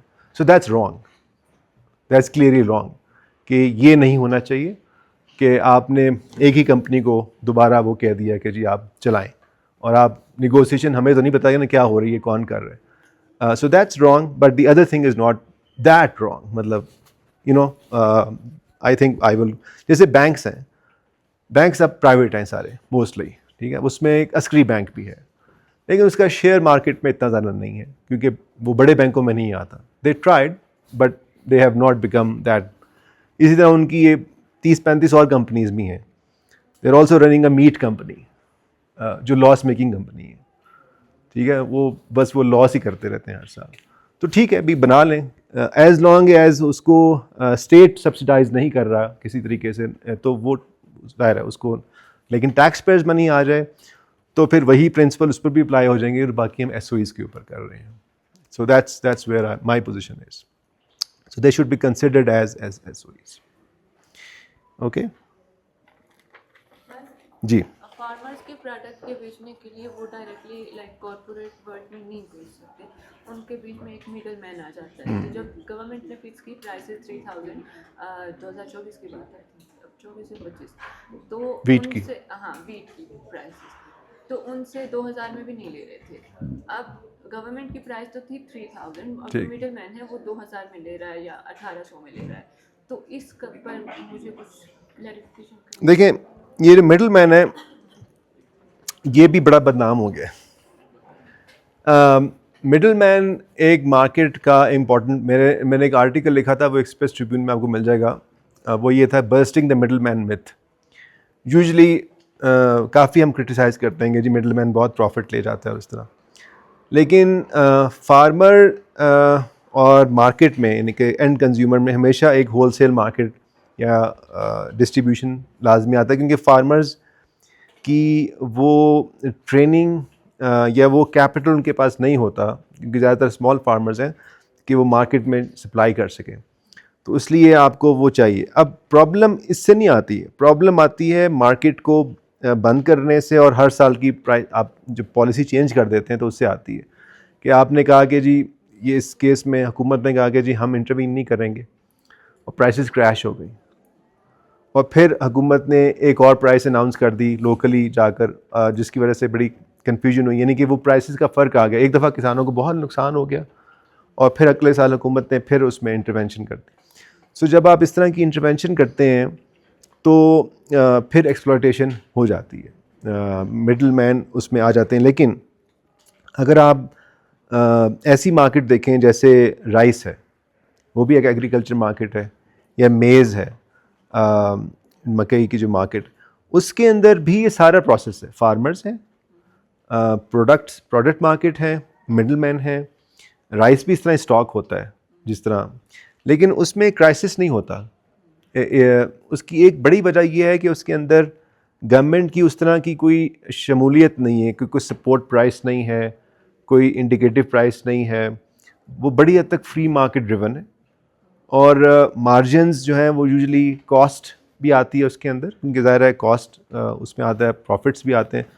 तो आपने देखा होगा मोस्टली वहाँ के जो मार्केट्स के जो पार्टिसिपेंट्स हैं वो बेहतर परफॉर्म कर रहे होते हैं, और उनको एक सस्टेनेबल एक प्रॉफिट्स भी मिल रहे होते हैं। लेकिन जहाँ भी हर साल जो है ना टिंकरिंग करेंगे, जैसे गंदम की मार्केट में हम कर रहे हैं, तो फिर ये होगा। सो ओवरऑल पॉलिसी की डायरेक्शन हमें एक दफ़ा क्लियर कर देनी चाहिए कि अब ये नहीं है, और उसके बाद उसको लेट इट हैपन। जैसे शुगर है, शुगर की मार्केट में अभी I was part of that commission जो गवर्नमेंट ने बनाया था पिछले साल शुगर को डीरेगुलेट करने के लिए, and our institute publish a report on it which was then use to as a reference कि भी अच्छा मार्केट को डीरेगुलेट करना चाहिए। उसमें बहुत सालों में हमारी लोकल प्राइसेस ज़्यादा होती हैं, इंटरनेशनल प्राइसेस कम होती है, लेकिन हम इंपोर्ट की इजाज़त नहीं देते, तो जिसकी वजह से हमें चीनी महंगी मिलती है और इंटरनेशनल कीमत कम होती है। कभी हमारी प्रोडक्ट फिर होता ही है कि सरप्लस हो जाता है। जब सरप्लस हो जाता है शुगर केन, शुगर भी ज़्यादा होती है, तो फिर वो एक्सपोर्टेबल बन जाता है। जब एक्सपोर्ट की बारी आती है तो फिर भी हुकूमत नहीं इजाज़त देती, मतलब 6 महीने के बाद या साल के बाद वो प्रोसेस होता है, उसके बाद परमिशन मिलती है। बाय दैट टाइम वो इंटरनेशनल जो एक होती है और प्रॉफिट वो ख़त्म हो जाता है। और दैट डजंट वर्क। फिर वो हर साल कोई ना कोई क्राइसिस। तो यूजली ये एग्रीकल्चर में तो आप एक क्लियर देख सकते हैं कि non intervention market, open markets और क्लोज मार्केट्स के अंदर वो क्या। एक और चीज़ मैंने, जो हम दालें खाते हैं, अभी तो हम क्रॉप्स की बात कर रहे थे ना, आपको पता है कि दालें हम कितने % इंपोर्ट करते हैं? जो दालें हम खाते हैं और हर कोई खाता है, तो मैं कोई लग्जरी फूड की बात नहीं कर रहा। What is the percentage of dal that we consume is imported, not produced in Pakistan?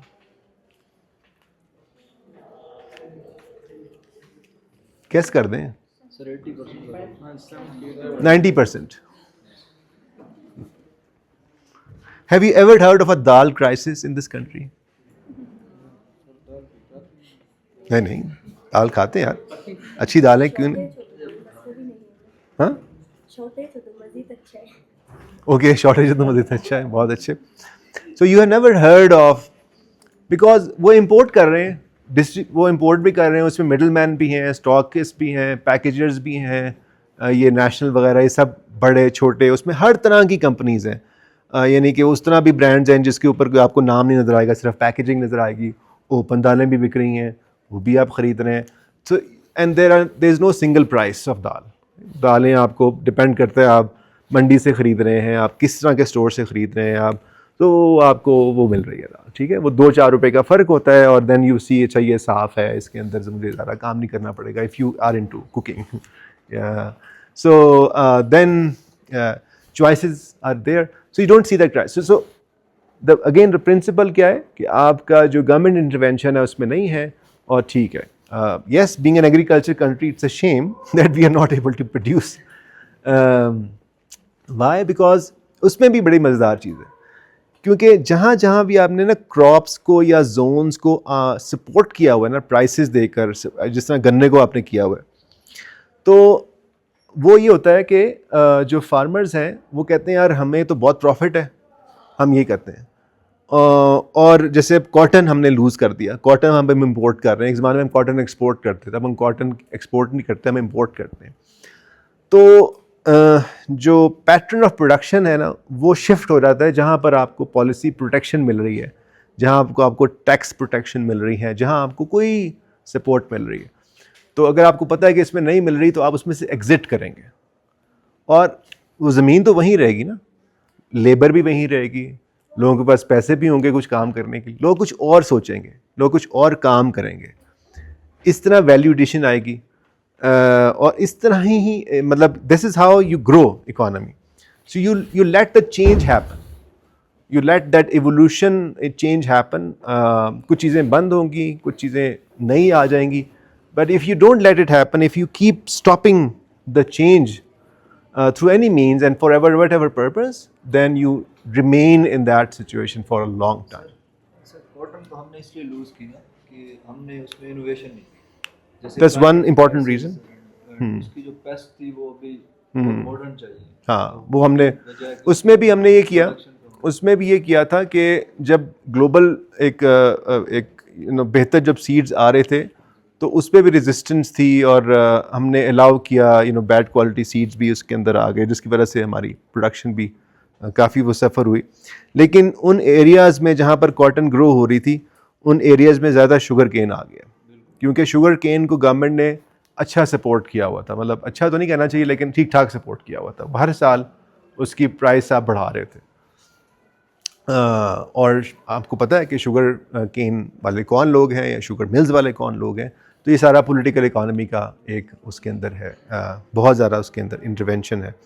But if you remove it, if you come, तो there will be some changes, of course there will be, I would not say कि ये एक बड़ा peaceful process होगा, लेकिन change ज़रूर होगा उसके अंदर। That's where you want to grow, and that's where economic freedom is all about. मैं और कोई है इसमें, मैं आगे चलता हूँ थोड़ा सा. जी. फ्रीडम के बारे में आपने कहा है, किस तरह फ्रीडम स्टेट के इंटरेस्ट रेट जो है बड़ा कम ज़्यादा नहीं कर सकता है, किस तरह फ्रीडम के बारे में? नहीं, यहाँ पर मॉनेटरी फ्रीडम, हाँ मैंने एक्सप्लेन नहीं किया इस पॉइंट को. यहाँ पर मॉनेटरी फ्रीडम से मुराद ये है कि इस जो इंडेक्स की जो फ़िलॉसफी है वो ये है कि अगर इन्फ्लेशन रेट बहुत ज़्यादा हो और बहुत फ्लक्चुएट कर रहा हो और बहुत ज़्यादा हो तो आपकी परचेजिंग पावर कम होती है और आपका जो डिस्पोजेबल इनकम है वो कम हो जाती है, तो आपका फ्रीडम ऑफ चॉइस वो कम हो जाती है. जैसे पिछले सालों में हमने देखा कि inflation was very high and that really eroded our power. So what happened in higher inflation, हमारी नॉमिनल इनकम्स बढ़ी, जो भी नंबर्स भी आए हैं कि वो डबल हो गई, लेकिन उसका फ़ायदा नहीं हुआ. उसका अक्सर जो इनकम सेगमेंट्स को नुकसान हुआ. अगर आप देख लें कि जी 50% इन्फ्लेशन हो गई है पिछले 4-5 सालों में, तो अगर आपका वो 100 रुपये बढ़ी भी है तो 50 रुपये वहाँ से कम हो गई. सो इकोनॉमिक फ्रीडम की यहाँ पर जो मॉनेटरी फ्रीडम से मतलब ये है. और दूसरा इसका एलिमेंट वो प्राइस कंट्रोल वाला था, वो मैंने एक्सप्लेन कर दिया. So there is so in a good economy the inflation rate remains usually low and it does not change drastically. So 4-5%, 6% बड़ी इकोनॉमीज़ में तो इससे भी कम रहता है, तो वो 2-3% रहता है. और प्राइसेस के अंदर थोड़ा सा रद्द-बदल ज़रूर होता है, लेकिन it doesn't hurt.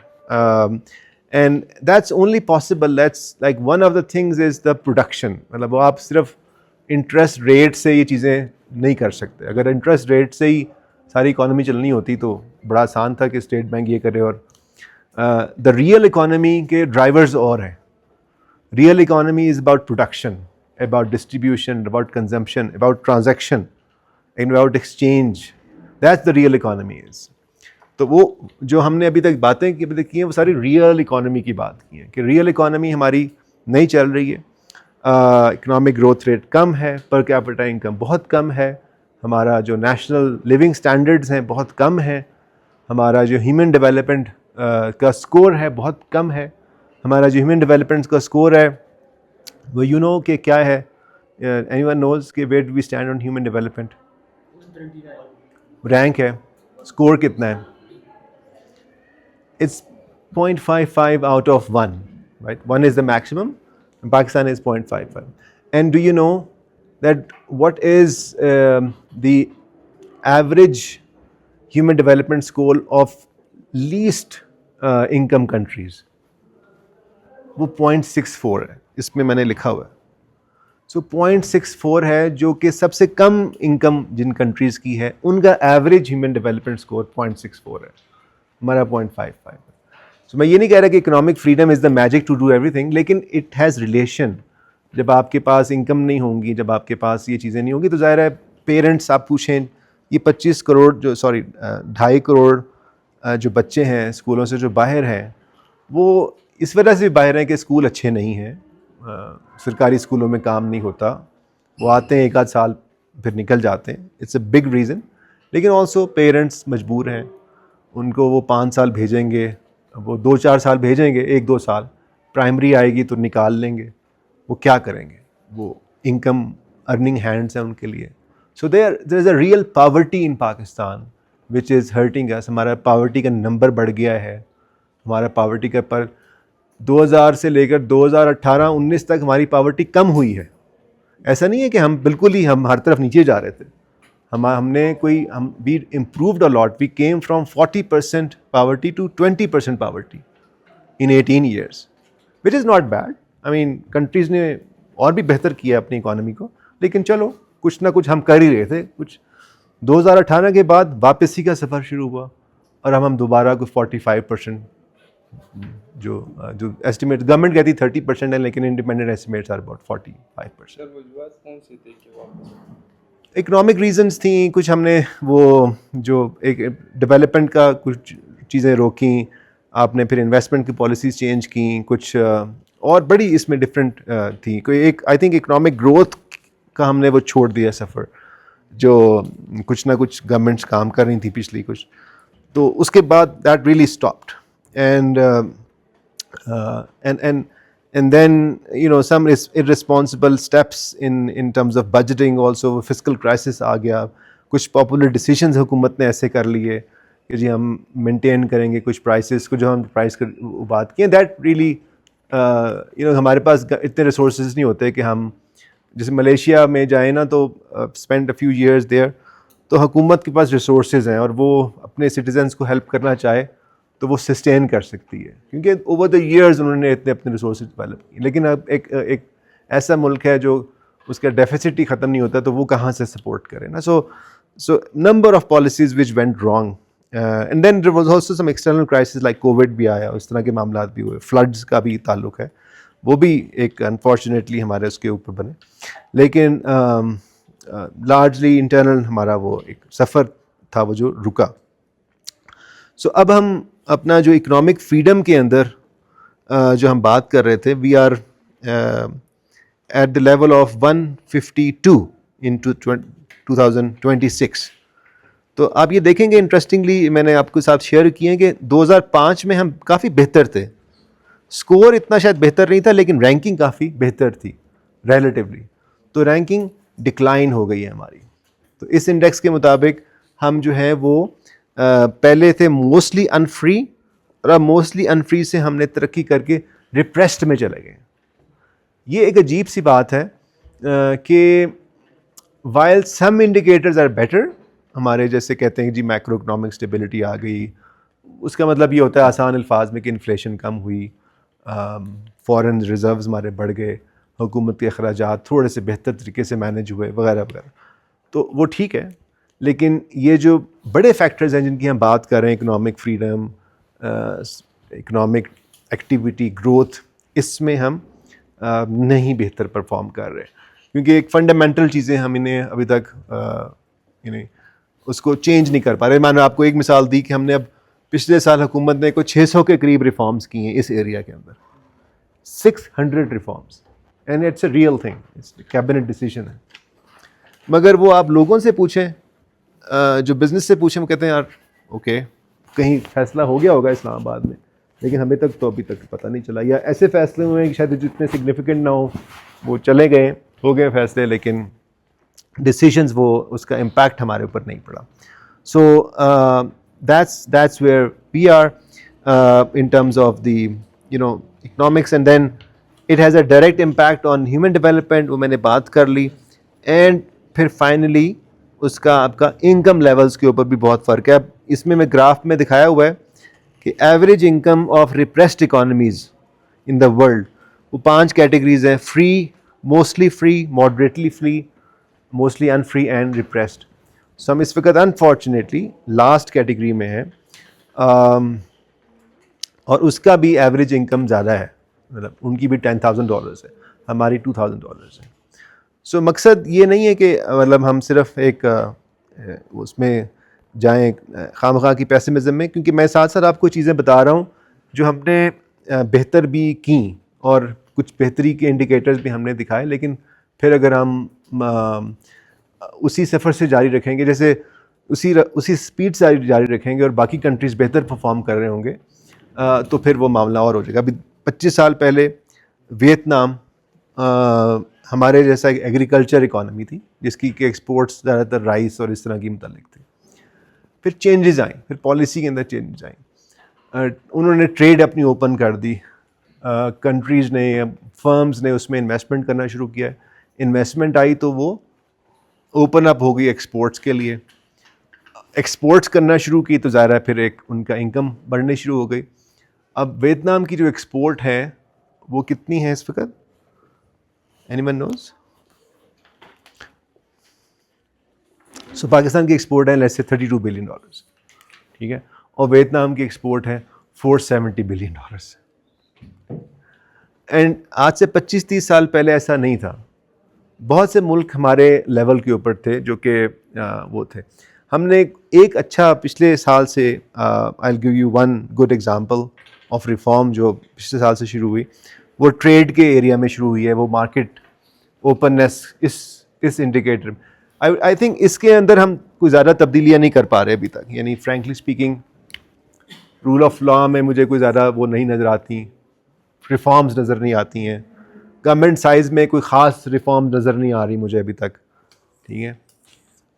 एक्सपेंडिचर कम हुए हैं, लेकिन उसकी वजह मोस्टली ये कि जी वो जो इंटरेस्ट था हमारा, हम जो डेट सर्विसिंग कर रहे थे वो ज़रा कम हो गया है, चलो अच्छी बात है, लेकिन हमने हुकूमत का इदारे नहीं बंद किए ऐसे कोई जिसकी वजह से हम कह रहे हैं कि जी हमने खर्चे कम कर दिए, लेकिन ऐसा हम कर नहीं रहे हैं। वो मैंने शुरू में बात कर दी कि हमने डिफेंस वाली चीज़ों में ज़्यादा बजट अपना एलोकेट कर दिया है और फेडरल गवर्नमेंट का साइज़ ज़्यादा हो गया है प्रोविंसेस के मुकाबले में। सो इस तरफ बजट चला गया है बजाय कि हम सिटीजन्स के ऊपर ज़्यादा खर्च करें। तो ये जो तीसरा एरिया है इसमें कुछ काम ज़रूर हो रहा है, रेगुलेटरी एफिशिएंसी में मैंने आपको मिसालें कुछ दी, लेकिन अभी भी हमारे जो लीगल इंफ्रास्ट्रक्चर है, हमारा जो लीगल आर्किटेक्ट है वो काफ़ी कॉलोनियल ओरिएंटेड है। मैंने आपको फॉरेन एक्सचेंज एक्ट 1947 की मिसाल दी, तो अभी तक हम फॉरेन एक्सचेंज एक्ट 1947 चला रहे हैं, उसके अंदर कहीं कहीं टिंकरिंग कर देते हैं, कहीं ना कहीं हम इम्प्रूवमेंट कर देते हैं, but it doesn't work in modern economy. फिर क्या होता है, फिर हम डॉलर्स को कंट्रोल करते हैं। जैसे 2022 में हमने इंपोर्ट पर पाबंदी लगा दी, फिर हमने कहा जो कंपनीज यहाँ काम कर रही हैं वो अपने दे कैन नॉट एक्सपैट्रिएट, वो अपने प्रॉफिट्स को रिपैट्रिएट नहीं कर सकती। तो yes there was a crisis, लेकिन ये है कि जब ये सिग्नल देते हैं तो the only message which they send to their headquarter was this: don't invest in this country, stop invest in this country, because we can not send हम तो हुंडी के ज़रिए तो नहीं भेजेंगे ना। जो बड़ी कंपनीज़ हैं, जो हमारी लोकल कंपनी वो तो कर लेंगी, लेकिन जो बड़ी कंपनीज़ हैं वो तो हर काम उसके ऊपर करती हैं, रिकॉर्ड्स के ऊपर करती हैं। तो उन्होंने कहा जी will stop investment in this country. So the investment really stopped, और नीचे आ रही है हमारी इन्वेस्टमेंट, ठीक है। और अब जब इसको करेक्ट करना फिर आसान नहीं होता। एक दफ़ा आप फैसला अनाउंस कर देते हैं ना, उसको फिर अनडू करना बड़ा उस क्रेडिबिलिटी को इस्टेब्लिश करने में टाइम। इस तरह ही हमने एक्सचेंज रेट का मसला हमने हल कर लिया था। सो फॉर मैनी ईयर्स हमारा जो डॉलर मार्केट, जो मार्केट का रेट था और बैंक का रेट था, उसके अंदर बहुत कम फ़र्क था, लेकिन 2022-23 में मल्टीपल रेट्स बन गए। सो अफ़गान बॉर्डर पर और रेट था, मार्केट का और रेट था, गवर्नमेंट का और रेट था, स्टेट बैंक का और रेट था, और हर एक ने डॉलर्स को होल्ड करना शुरू कर दिया। हर एक ने, एक्सपोर्टर्स ने भी करना शुरू कर दिया, उनके डॉलर्स आने थे, उन्होंने कहा जी बाहर ही रखते हैं क्योंकि हमें पता है कि हमें ज़्यादा पैसे मिलेंगे 2 महीने के बाद। और मतलब मैंने ये स्टोरी सुनी, आपने भी सुनी होगी, कि लोगों ने कि $100 भी रखने शुरू कर दिए कि जी वो $100 $200 हमें ज़्यादा वो ज़्यादा हमें मुनाफा दे जाएगा। सो जब हम क्लोज़ कर देंगे मार्केट्स को, तो फिर ये grey markets, black markets, multiple markets emerge होंगी और लोग फिर फ़ायदा उठाएंगे, मगर इकॉनमी को नुकसान हो जाएगा। उसमें कुछ लोगों को फ़ायदा हो जाएगा, मगर इकॉनमी के लिए वो बुरा सिग्नल होगा। तो जब ये किसी ने ये जो डॉलर एक्सचेंज का मैटर है, बैंक्स लाइक अपना अलग रेट लगा रही होती हैं, तो क्या ऐसा पॉसिबल है कि लोग क्रिप्टो की तरफ शिफ्ट हो जाएं कि उनको डॉलर हो गए हैं? Crypto is a major shift. Pakistan is one of the top countries world crypto के अंदर ट्रेड में आ चुका है। अभी हुकूमत तो सो रही थी, अच्छी बात है, सो रही थी लेकिन अब क्रिप्टो रेगुलेशंस बन गई हैं।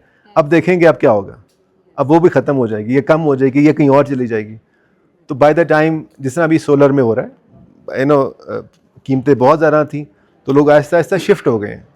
तो जिस को मौका मिल रहा है वो सोलर में शिफ्ट हो गया। मतलब मैं आपको एक इंटरेस्टिंग बात बताऊं कि इस वक्त हमारा जो ग्रिड है, जो हमारी इंफ्रास्ट्रक्चर है इलेक्ट्रिसिटी का, उसकी जो टोटल कैपेसिटी है, इंस्टॉल्ड कैपेसिटी, वो 46 गीगावाट्स है, 46,000 मेगावाट्स। और जो पाकिस्तान में इस वक्त सोलर इंपोर्ट हो चुका है, सोलर सेल्स या सोलर प्लांट्स, सोलर सेल जितनी भी, उसको आप इक्वल कैपेसिटी में कन्वर्ट करें तो वो 51 गीगावाट्स। वो सिस्टम में नहीं लगा, सिस्टम में तकरीबन 5 लगा है, लेकिन वो पड़ा हुआ है क्योंकि अब हमने उसके ऊपर टैक्स लगा दिए हैं या हमने और मामलात कर दिए हैं, वो बिलिंग का हमने चेंज कर दी। तो अभी वो मार्केट में आया नहीं है, लेकिन वो आज या कल 1-2 सालों के में वो आ जाएगा, फिर ग्रिड फारे हो जाएगा and there will be another crisis, because फिर वो जो ग्रिड पे रह जाएंगे हम जैसे लोग, वो और बिल उनका बढ़ जाएगा, क्योंकि हुकूमत कहेगी जी ये तो हमने कॉन्ट्रैक्ट्स किए हुए हैं. So it's a very complex matter जो कि हम देख रहे हैं कि कॉन्ट्रैक्ट्स को सही तरह से डेवलप करने से और उनको फिर ना रिस्पेक्ट करने से पैदा होते हैं. सो जी आपने कहा सर कि आपको गवर्नमेंट साइड से कोई रिफॉर्म जो है वो नज़र नहीं आ रहा. तो मैं ये कहूँगा कि जो इकोनॉमिक फ्रीडम है उसमें पाकिस्तान में एटलीस्ट उसका जो सबसे बड़ा थ्रेट है वो आपको नहीं लगता कि सेंट्रलाइज पावर है विद द फेडरल गवर्नमेंट? जी जी, ये तो मैंने बात उसी हमने बात कर ली बिल्कुल. तो आपने जो एग्जांपल्स दी जैसे कि 70% एसेट्स है और फिर जो पाकिस्तान स्टील मिल्स है वो एसएससी रोटी एसोसिएशन में जो पैसा वेस्ट होता है, तो अगर ये जो पावर है इसको डिसेंट्रलाइज किया जाए with in the local government और बाकी अथॉरिटीज जो है जैसे कि स्टेट बैंक है, ट्रेजरी वगैरह है, so would it be like the greatest thing for economic freedom? जी जी, दिस इज द डिवोल्यूशन ये मूविंग टुवर्ड्स लोकल गवर्नमेंट, जिसको मैं आज बात उसके ऊपर ज़्यादा नहीं की, लेकिन it will help the process. हमने ज़्यादा इकोनॉमिक पॉलिसी के ऊपर डोमेन में बात की है ना, लेकिन जितना आपका ये जो सेंट्रल गवर्नमेंट या वो उसका साइज़ कम होगा, प्रोविंशियल या लोकल गवर्नमेंट वो बेहतर तरीके से सर्विसेज दे सकेंगी. लेकिन ये नेक्स्ट टॉपिक है, सनाउल्लाह साहब उस पर बात करेंगे, so I am not going to add on that. लेकिन I agree with you. So let's leave that discussion for the next. So I'll continue. इसके मैं पॉइंट मेरा ये था कि इसमें हमें थोड़ी सी इस मार्केट ओपननेस में थोड़ी बेहतरी नज़र आ रही है. यानी इसमें मैंने आपको कुछ मिसालें दी, जैसे मैंने आपको ऑटो की मिसाल दी, कुछ आपको मैंने शुरू में हमने जैसे सोलर को हमने इंपोर्ट करने दिया, इस तरह की आपको मैंने एग्रीकल्चर मार्केट्स की मिसाल दी.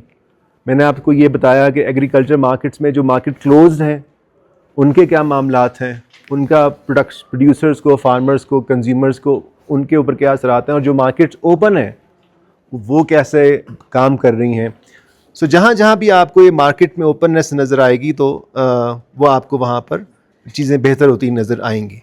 जहाँ पर नहीं है तो वहाँ पर ऑब्वियसली प्रॉब्लम्स हैं. जो आज हमने एक बात नहीं की, और मैं ख्याल है वो लास्ट मेरी स्लाइड है, वो है मूविंग फॉरवर्ड.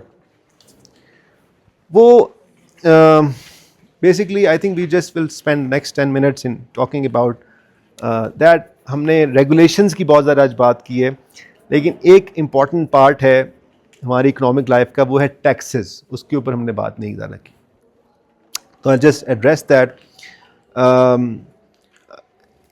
इकोनॉमिक फ्रीडम का चूँकि बराह रास्त ताल्लुक टैक्सेशन गवर्नमेंट के साइज़ से है, और गवर्नमेंट का साइज़ गवर्नमेंट का रेवेन्यू ज़ाहिर है वो टैक्स होता है. जो भी गवर्नमेंट बेसिकली आप समझेंगे आप टैक्स है या नहीं है, every government expenditure you name is a tax. Whether it is legally called a tax or not, it is futile. It is a tax. Right? So every government expenditure is a tax. So because ultimately it will be recovered in one way or other. One of the key shocks which we need in the public policy is a drastic reduction in the tax rates in the country. And that means income tax needs to be reduced. That means personal income tax, corporate taxes, sales tax, हर तरह के taxes हैं. हमने उनका rate बहुत ज़्यादा कर दिया है, कवरेज हमारी नहीं हो रही है, और लोग प्रेफर कर रहे हैं कि सिस्टम से बाहर रहें. उसकी हमें अभी इस गवर्नमेंट ने यानी इस बजट में हमें 2-3 करेक्शंस मिली हैं, मैं उसको एक्नॉलेज करूँगा. और फॉर इंस्टेंस एक करेक्शन ये हुई, अखबारों में भी हाईलाइट हुई, और वो बड़ी मार्केट नहीं है, लेकिन वो एक मिसाल है. वो मिसाल ये है कि पिछले साल या 2-3 साल पहले हुकूमत ने फ़ैसला किया कि जो बिज़नेस क्लास में जो लोग ट्रैवल कर रहे हैं उनके ऊपर हमने ज़्यादा टैक्स करना है. अगर आपकी 8 लाख की टिकट है बिज़नेस क्लास की, तो 3 लाख रुपए आप गवर्नमेंट को जमा करा दें. और FBR ने कहा कि जी हम ज़्यादा कलेक्शन कर लेंगे क्योंकि ये तो बहुत अमीर लोग हैं, तो इनको तो ज़्यादा टैक्स देने चाहिए. अच्छा, लग गया, FED लग गई पिछले साल या पिछले से पिछले साल, लेकिन दे रियलाइज़ कि उसमें कलेक्शन नहीं हो रही, ज़ीरो कलेक्शन है उस हेड के तहत. And this year when I was sitting in the national assembly standing committee, आज से 1 महीने पहले एज एन इकोनॉमिस्ट मैं प्रेजेंटेशन दे रहा था, तो वो मेरे उसी दौरान वो FBR के लोग भी बैठे हुए. उन्होंने कहा कि जी वी रियलाइज कि it was a wrong thing to do, because हमें 1-2 साल के बाद पता चला कि people stop buying the business class tickets from Pakistan, they would buy it in Dubai or out or after the travel. मतलब they would not buy it from Pakistan because why they would pay 300,000. हमारा हर एक का होता है कि यार ये अमीर लोग हैं, इससे तो पैसे निचोड़ लो. तो भाई वो जितना कोई अमीर होता है ना दुनिया भर में, सिर्फ पाकिस्तान में नहीं है, जितना कोई आपका हाई इनकम होगा उतना ही ज़्यादा स्मार्ट भी होगा और उसको टैक्स को एवेड करने के लीगल तरीके उतने ही आते होंगे और उसको पकड़ना उतना ही मुश्किल होगा. That's universal rule. इसमें कोई हम ये नहीं कि जी हम कोई बड़े डिसऑनेस्ट हैं. This happens everywhere. सो बेहतर टैक्सेशन वही है कि आसान हो, सिंपल हो, यूनिफॉर्म हो, ब्रॉड बेस्ड हो, लो रेट हो. उसमें आपको जो निकलने के इंसेंटिव कम हो जाते हैं. लोग कहते हैं यार ठीक है हम ये टैक्स देकर हम क्यों अपने आप को फंसा मतलब अपने आप को उसमें से निकालें. सो इस साल उन्होंने वो पॉलिसी ख़त्म कर दी. अखबारों में शोर मच गया कि देखें जी आपने एक वो जो उमराव के ऊपर टैक्स था वो तो बड़ी आपने ज़्यादती की. लेकिन रियलिटी ये थी कि ना उससे इनकम हो रही थी, ना ही उससे टैक्स आ रहा था और उल्टा पाकिस्तान के लोगों का नुकसान हो रहा था क्योंकि वो टिकट्स तो यहाँ बिक रही थी ना. कोई ना कोई एजेंट्स थे, ट्रैवल एजेंट्स थे, बिज़नेस क्लास में जो लोग जाते हैं वो फिर बिज़नेस क्लास में ही जाते हैं. मैं तो नहीं जाता, मैं तो इकोनॉमी में जाता हूँ, लेकिन जो बिज़नेस में जाते हैं वो तो वहीं रहते हैं. तो वो दे स्टॉप बाइंग, तो उनका भी नुकसान हुआ. और सो इस तरह के बेशुमार हमने फ़ैसले किए हैं हर एक अंदर इकोनॉमिक लाइफ के अंदर, जिसकी एक मिसाल थी कि हमने कहा कि जी ये पाकिस्तानियों की जो प्रॉपर्टीज़ हैं बाहर, वो टैक्स तो देकर उन्होंने ख़रीदी हैं लेकिन 1% आप प्लीज़ हमें भी दे. वो लगा दिया हमने टैक्स. और क्या हुआ, हमने कहा कि जी हम आपको बताएंगे नहीं या हम ये करते हैं कि हम पाकिस्तान के टैक्स रेजिडेंट बनते ही नहीं हैं. तो एक लॉ है वो ये कहता है कि जी 180 डेज़ से अगर आप कम हैं रह रहे हैं आपके मुल्क में तो आप टैक्स नॉन रेजिडेंट बन जाएंगे. तो इसका मतलब है कि आप इससे पहले बहुत सारे टैक्सेस दे रहे थे क्योंकि आप टैक्स के वो रेजिडेंट थे, वो ख़त्म हो गया. वो आपके ऊपर अब ज़ीरो लाइबिलिटी हो गई. तो 1-2 की हमने करने के लिए अपने आप को उससे भी निकाल दी. So we need that major shift, जो अभी मुझे कोई उसकी इंडिकेशन नज़र नहीं आ रही. कहीं 1-2 करेक्शंस हुई हैं जैसे आपको मैंने मिसालें दी हैं, लेकिन बाय एंड लार्ज वो डायरेक्शन, वो सोच मौजूद नहीं है कि आपने ये कैसे करना है. क्योंकि पीपल आर अफ्रेड, IMF का प्रेशर है, हमारी अपनी कोई थिंकिंग नहीं है, कोई रिसर्च नहीं है, जिसकी वजह से ये चेंज नहीं हो पा रहा. तो दूसरी जो इम्पोर्टेंट मैंने जो है वो है कि exit of the government from corporate subsidies, corporate welfare, SOEs, exemptions. Income tax के अंदर हमने मुख्तलिफ छूट दी हुई, एग्जाम्पशन दी हुई. ये सब को ख़त्म करके आपको उसमें आना पड़ेगा. गवर्नमेंट अपने आप को महदूद करे जो उसका काम है और बिजनेस से निकले, और साथ ही साथ एक लेवल प्लेइंग फील्ड प्रोवाइड करे. जिन इकोनॉमीज़ में लेवल प्लेइंग फील्ड नहीं है तो वहाँ पर फिर इन्वेस्टमेंट भी नहीं आएगी, वहाँ पर इनोवेशन नहीं होगी, वहाँ पर ग्रोथ नहीं होगी, उनका इकोनॉमिक फ्रीडम की अंदर रैंकिंग इकोनॉमिक फ्रीडम में इम्प्रूव नहीं हो सकेंगे. और जो लास्ट पॉइंट है वो ये है कि रेगुलेटरी प्ले बुक को हमने उसको रीराइट करना बहुत ज़रूरी है. उसकी हमने आज मैंने मिसालें आपको दे दी. वो तो ज़ाहिर कुछ एग्जांपल्स हैं, लेकिन आप सोचें कि इस तरह की हज़ारों और रूल्स और रेगुलेशंस हैं. अगर आप अपने बिज़नेस में हैं तो आप फेस करेंगे उनको, और अगर आप ख़ास तौर पर डॉक्यूमेंटेड इकॉनमी में हैं, डॉक्यूमेंटेड बिजनेस में हैं, तो आप उतना ही ज़्यादा आपको अनफॉर्चुनेटली कंप्लाइंस बर्डन होगा. हमारा भी जो लेटेस्ट लेबर फोर्स सर्वे आया 2025 में, उसमें जो हमारा इनफॉर्मल मार्केट शेयर है लेबर मार्केट का, वो बढ़ गया है. हमारा जो लेबर फोर्स का 82% of the labour force now work in the informal sector. So let's say out of 250 million people, हमारी जो लेबर फोर्स है वो 77 मिलियन है इस वक्त. ठीक है, हम ये कहते हैं ना कि टैक्स पाकिस्तान में लोग नहीं देते, तो उसकी एक सिंपल वजह है कि हमारे यहाँ काम करने वाले लोग भी बहुत कम हैं. 250 मिलियन लोग हैं और 77 मिलियन वो लोग हैं जो काम कर सकते हैं किसी न किसी लेवल के ऊपर. सो ये रेशो भी कम है. फिर उसमें जो इनफॉर्मल है या जो स्मॉल वेंडर्स हैं उनकी तादाद बहुत ज़्यादा. बहरहाल इसका जो इकोनॉमिक पॉलिसी का एक फेलियर की एक इंडिकेशन ये है कि आपका इनफॉर्मेलिटी बढ़ जाती है.